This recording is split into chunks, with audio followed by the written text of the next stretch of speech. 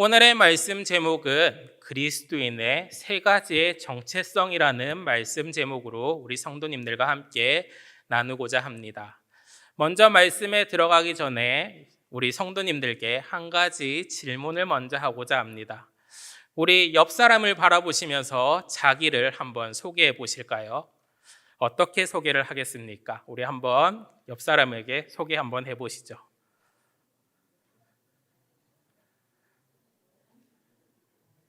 네. 보통 이렇게 소개를 할 것입니다. 나는 누구입니다. 나는 누구 집의 아들 누구누구입니다. 나는 누구의 무슨 직업을 가진 누구입니다. 이렇게 보통 소개를 하게 됩니다. 우리는 때로 이름으로, 직업으로, 가족 관계를 통하여서 우리 자신들을 소개하고 있습니다. 그러나 우리가 만약 그리스도인이라면 어떻게 소개를 해야 될까요? 우리는 가장 먼저 고백해야 될 정체성은 바로 이것입니다. 바로 나는 그리스도 예수의 사람입니다 라고 고백을 해야 될 것입니다. 이 고백을 통하여서 우리의 그리스도 안에서 새 사람으로 빚으시고 그분의 뜻을 따라서 사명자로 세워나가신다는 것을 우리는 믿으시기를 바랍니다.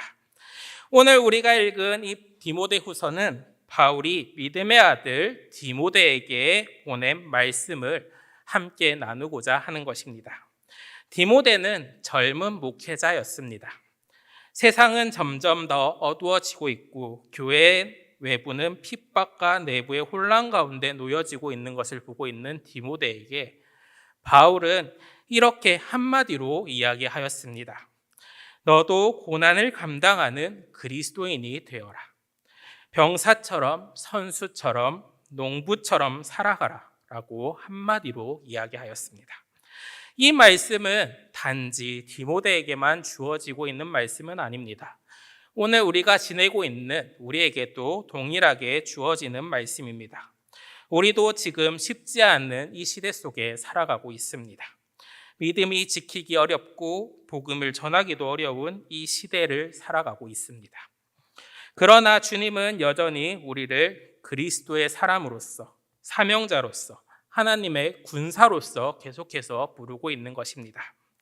오늘 이 말씀을 통하여서 그리스도인의 세 가지의 정체성, 곧 병사, 선수, 농부로서의 사명을 다시 한 번 더 되새기며 우리의 삶에 주님께서 드릴 수 있는 이 은혜의 시간이 되시기를 간절히 소망합니다. 첫 번째로 말할 것은 그리스도인은 고난을 감당하는 병사인 것입니다. 3절의 말씀입니다. 너는 그리스도의 예수의 좋은 병사로 나와 함께 고난을 받으라 라고 말씀합니다. 먼저 바울은 여기서 좋은 병사라는 표현을 쓰고 있습니다. 병사는 어떤 사람입니까? 그는 명령에 순종하고 대가를 따르지 않으며 자기 생명보다 사령관의 뜻을 따라서 나라를 우선시 여기는 사람을 이야기합니다.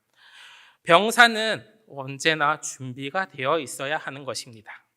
평상시에도 훈련을 게을리지 아니하고 전쟁이 나면 언제든지 튀어나갈 수 있는 5분 대기조와 같은 것입니다.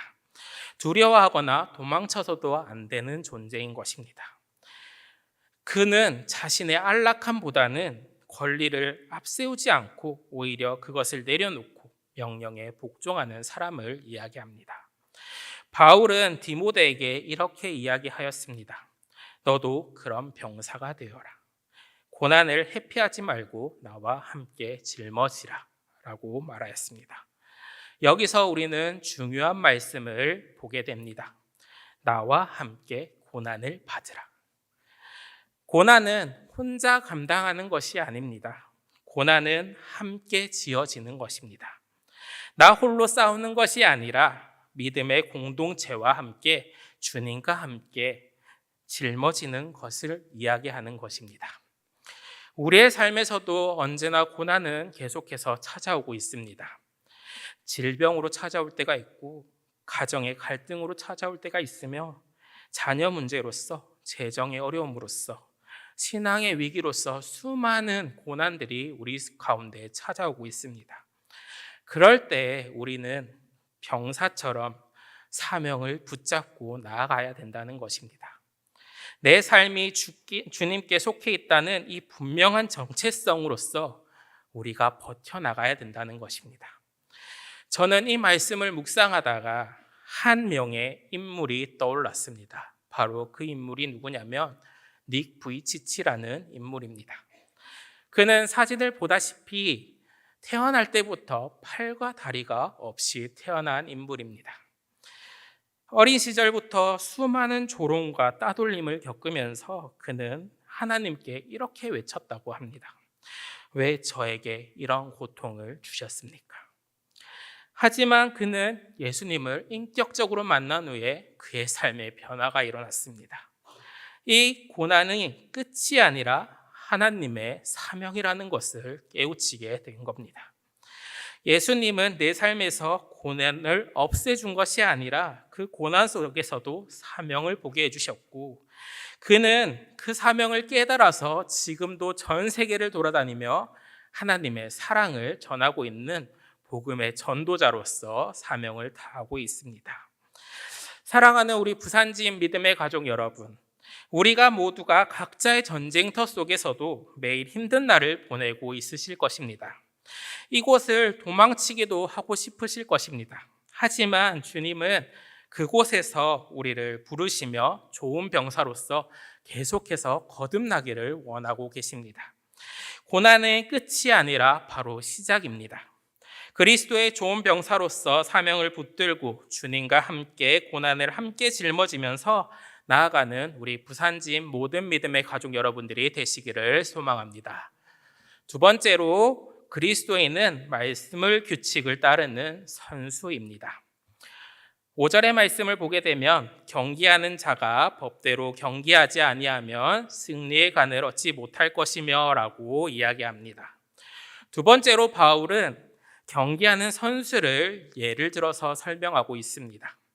운동선수가 체력이 아무리 뛰어나다고 하여서 그 운동을 잘한다고 하여서 규칙을 어기게 된다면 그것은 실격으로 이어지게 될 것입니다.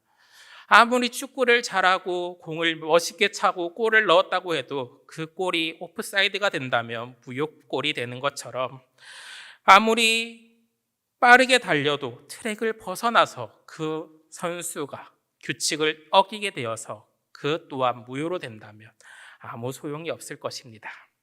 바로 실격이 되는 것입니다. 이렇게 되기 때문에 규칙이 너무나도 중요한 것입니다. 그렇기 때문에 바울은 또 이야기하였습니다. 법대로 경기하지 아니하면 승리의 간을 얻지 못한다라고 이야기하였습니다. 여기서 말하는 법은 세상의 법이 아니라 하나님의 말씀을 이야기하는 것입니다. 신앙생활을 자유롭게 하여서 사는 것처럼 보여도 사실은 하나님의 말씀이라는 그 기준 안에서 살아가는 훈련을 계속하게 된다는 것인 것입니다. 신앙도 계속해서 마찬가지입니다. 그리스도인은 하나님의 말씀이라는 이 기준의 질서 안에서 살아가야 하는 사람들인 겁니다. 말씀을 떠나 내 마음대로, 나의 방식대로 살아가게 된다면 그 신앙은 마치 룰을 어긴 신앙이나 같은 것입니다. 승리는커녕 바로 실격이 되는 것인 것입니다. 특히 이 시대는 말씀보다는 감정이 더 앞서는 시대입니다. 신앙보다는 편의가 우선되는 그런 흐름 속에 있습니다. 그러나 하나님의 말씀에 따라 사는 것은, 그 삶은 어느 것보다 귀한 삶이 될 것입니다.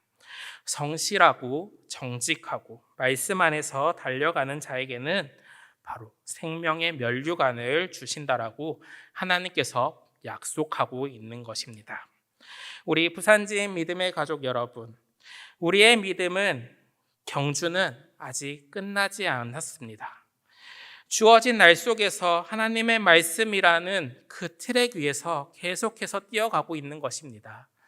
이럴 때 나 혼자 먼저 달려가는 것이 아니라 나의 페이스메이커, 주님의 대신 그 주님의 뒤에서 그 호흡을 따라 나가며 성령님의 능력 아래 나아가는 우리 부산지인 믿음의 가족 여러분들이 되시면 바로 그 끝에서 주님께서 주시는 승리의 면류관을 쓰실 수 있으실 것입니다. 우리 그렇게 나아갈 것을 믿으며 소망합니다. 마지막으로 세 번째로, 그리스도인은 인내로 열매를 기다리는 농부입니다. 수고하고 농부가 곡식을 먼저 받는 것이 마땅하니라라고 디모데후서 2장 6절에 이렇게 나타나고 있습니다. 세 번째로는 농부를 향하여서 비유를 하고 있는 것입니다. 농부는 결과보다는 가정에 충실한 사람을 이야기합니다. 농부의 삶을 잠깐 이야기하면, 농부는 아침 일찍 해가 뜨기도 전에 일어나서 밭으로 나갑니다. 그곳에서 밭을 다듬고 씨앗을 뿌리고 물도 뿌리고 긴 시간을 기다려야지만이 열매를 얻을 수가 있는 삶을 지내고 있는 것입니다. 그리스도인의 삶도 이와 같을 것입니다. 신앙생활을 한다고 해도 당장에 내 삶에 신앙의 변화가 일어나고 있지는 않습니다. 기도를 드려도 응답이 지연되고 사랑을 베풀어도 오히려 오해를 받을 때가 너무나도 많을 것입니다. 그러나 성경은 이렇게 이야기하고 있습니다. 수고하는 농부가 곡식을 먼저 받는 것이 마땅하다라고 이야기합니다. 지금의 그 노력은, 그 눈물은 헛되지 않는 것입니다. 내가 나의 옆에 있는 우리 성도들을 위하여서 기도하고 나의 옆에 있는 지체를 위하여서 기도하는 그 눈물들이 지금은 당장 눈에 보이지 않을지어도 그 열매들은 반드시 열리게 된다는 것입니다. 우리의 모든 노력은 하나님께서 그 모든 수고를 기억해 주고 있는 것입니다. 그에 합당한 열매로 반드시 갚아주시게 될 것입니다. 우리 부산진 믿음의 가족 여러분, 바울은 디모데에게 계속해서 말합니다. 좋은 병사가 되어서 고난을 감당하고 법을 지키는 선수처럼 살아가며 열매를 기다리는 농부가 되어라 라고 말합니다. 이 세 사람은 한 가지의 공통점을 가지고 있습니다. 자기 중심적인 것이 아닌 사명을 따라가는 사람이라는 공통점을 가지고 있습니다. 내 것을 내려놓고 하나님의 것을 따라가는 그런 사람들인 것입니다. 병사는 사령관의 뜻을 따르는 사람이고 선수는 경계의 규칙을 따르는 사람입니다. 농부는 하늘의 때를 따르는 사람입니다. 우리는 이 사람들처럼 그리스도인이라면 이 정체성을 가지고 믿음의 길을 꿋꿋이 걸어가는 사람들이 되어야 할 것입니다. 그때 하나님께서는 아까 얘기하듯이 승리의 면류관을 우리에게 씌워주게 될 것입니다. 그 길의 끝에서는 주님께서 이렇게 또 이야기해 주실 것입니다. 잘하였도다, 착하고 충성된 자야. 내가 작은 일에 충성하였으니 내가 많은 것으로 너를 맡기니라 라고 주님께서 끝에 말씀해 주실 것입니다. 오늘의 말씀을 생각하며 주님 앞에 나아가는 우리 부산진 모든 믿음의 가족 여러분들이 되시기를 바랍니다. 마지막으로 이 좋은 병사와 법을 지키는 선수와 열매를 기다리는 이 농부의 삶을 우리 삶 속에 적용하기를 원합니다. 우리가 살면서 많은 고난들이 찾아오게 될 것입니다. 많은 것들이 우리를 유혹하게 될 것입니다. 이 문 밖을만 나가게 된다면 지금 들었던 이 말씀들은 그냥 사르르 녹아버릴 수도 있을 것입니다. 하지만 그 모든 것들을 감당하고 기억하고 나아간다면 우리의 법을 지키는 이 선수들처럼, 말씀의 신앙의 룰을 지키는 선수들처럼, 그리고 그 선수들이 지켰던 그 노력들이 아버지 앞에 열매로 나타나는 것을 우리는 보게 될 것입니다. 이 모든 것들을 우리 더욱더 나아가는 우리 부산지인 모든 믿음의 가족 여러분들이 되시기를 축복합니다. 말씀을 생각하며 기도드리겠습니다. 사랑과 은혜가 풍성하신 아버지, 오늘도 우리에게 말씀을 주시니 너무나도 감사합니다. 우리를 그리스도의 병사로, 선수로, 농부로 부르셨음을 기억하게 하시니 참으로 감사드립니다. 고난의 길이라 할지라도 병사들처럼 물러서지 아니하고 복음을 위해 인내하며 충성되게 살아가게 하여 주시옵소서. 말씀의 질서를 따라 사는 선수가 되게 하여 주시옵고, 세상의 속도가 아니라 하나님의 때를 기다리는 농부의 마음으로 하루하루를 살아가게 하여 주시옵소서. 우리의 삶이 때로는 힘들고 눈물 나더라도 주님께서 기억하여 주시옵고 열매를 맺게 하실 줄을 믿습니다.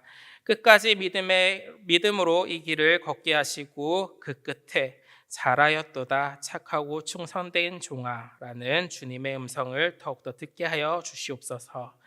이 모든 말씀 우리 주 예수 그리스도의 이름으로 기도드립니다. 아멘.